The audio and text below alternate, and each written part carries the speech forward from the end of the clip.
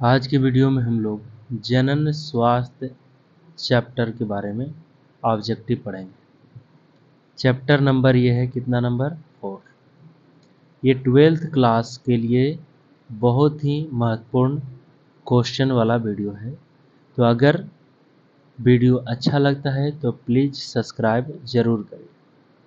शुरू करते हैं। पहला क्वेश्चन, कौन जनसंख्या नियंत्रण का प्राकृतिक उपाय है? तो प्राकृतिक रूप से जनसंख्या को नियंत्रित कैसे कर सकते हैं? शिकार करके और परजीविता के रूप में, यानी आंसर होगा ए और बी दोनों। दूसरा क्वेश्चन, निम्नांकित में से कौन जन्म दर नियंत्रण की शल्य विधि है? शल्य मतलब होता है चिकित्सीय विधि। कौन सा है? तो वैस्कोटॉमी होता है नर में और ट्वैकोटॉमी होता है मादा में, और ये दोनों शल्य विधि है और दोनों से जनसंख्या नियंत्रण किया जा सकता है। अगला क्वेश्चन, निम्न में से कॉपर टी किसको रोकता है? तो कॉपर टी आरोपण की प्रक्रिया को रोकता है। अब कहेगा आरोपण क्या है? तो आरोपण वह प्रक्रिया जिसमें युग्मनज से बने भ्रूण गर्भाशय की अंतः स्तर में आकर के चिपकती है, उसे कहते हैं क्या? उसे कहते हैं आरोपण। यहाँ आकर के चिपकती है तो ये होता है आरोपण। अगला क्वेश्चन, महिलाओं में शल्य क्रिया द्वारा बांध्यकरण प्रक्रिया को क्या कहते हैं? तो मादाओं में या महिलाओं में जो शल्य क्रिया के द्वारा बनता है उसे कहते हैं क्या है? नलिका उच्छेदन कहते हैं। अगला क्वेश्चन, निम्नांकित में से कौन यौन संचारित रोग है? यौन संचारित मतलब ऐसा रोग जो संभोग की प्रक्रिया के द्वारा एक व्यक्ति से दूसरे व्यक्ति में फैलता है, उसे कहते हैं यौन संचारित रोग। और यौन संचारित रोग कौन सा होता है? एड्स। ये होता किसके कारण है? HIV वायरस के कारण। अगला क्वेश्चन, यौन संचारित रोग कौन सा है? तो यौन संचारित रोग है इसमें गोनोरिया। ये होता है नीसेरिया गोनोरिया के कारण।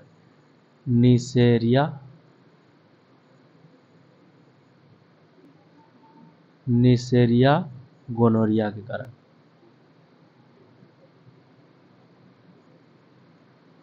अगला क्वेश्चन, अंतःगर्भाशय तकनीक को कहते हैं IUD, इंट्रायूटेराइन डिवाइस। तकनीक की औसत असफलता की दर क्या है? कितना है परसेंटेज है असफल होने का? तो 1%। अगला क्वेश्चन, जनन स्वास्थ्य के लिए क्या सावधानी की आवश्यकता होती है? तो जनन स्वास्थ्य के लिए सावधानी की जरूरत पड़ती है कि आपको पता होना चाहिए कि यौन संचारित रोगों से कैसे बचा जा सके, गर्भपात क्या होता है और इसे कैसे बचा जा सके, गर्भवती का समुचित देखभाल कैसे करते हैं इससे। तो आंसर होगा इनमें से सभी। अगला क्वेश्चन, जनसंख्या विस्फोट का परिणाम क्या होगा? जनसंख्या विस्फोट अगर होगा तो उसका परिणाम क्या होगा? तो आय में कमी हो जाएगा, भूमि की कमी हो जाएगा और खनिज का हासिल हो जाएगा, यानी आंसर होगा डी।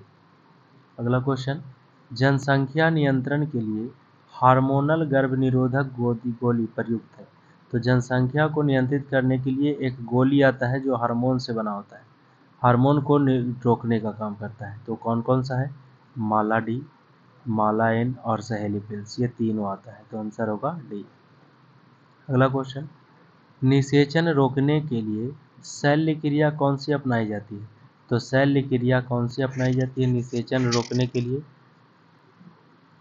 तो कहते हैं क्या? वैस्कोटॉमी और ट्वैक्टॉमी। MTP मतलब होता है गर्भपात। इसमें तो निषेचन हो जाता है तब बनता है। तो आंसर होगा ए और बी। अगला क्वेश्चन,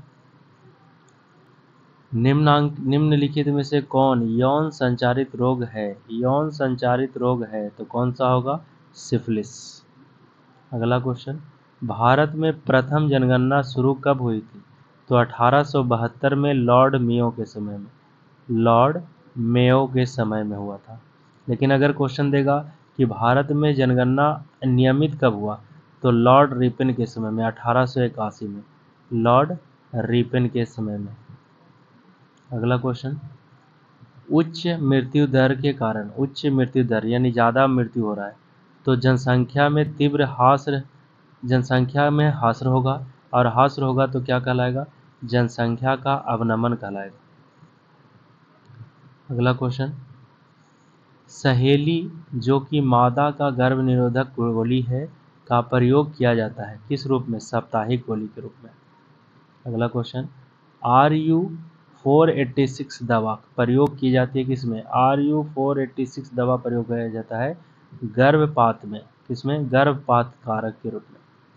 अगला क्वेश्चन, प्रथम मानव जनसंख्या विस्फोट का कारण क्या हुआ? प्रथम मानव जनसंख्या विस्फोट के कारण क्या हुआ? क्या मेन कारण क्या है? तो अल्पायु में विवाह करना, कम उम्र में शादी कर देना।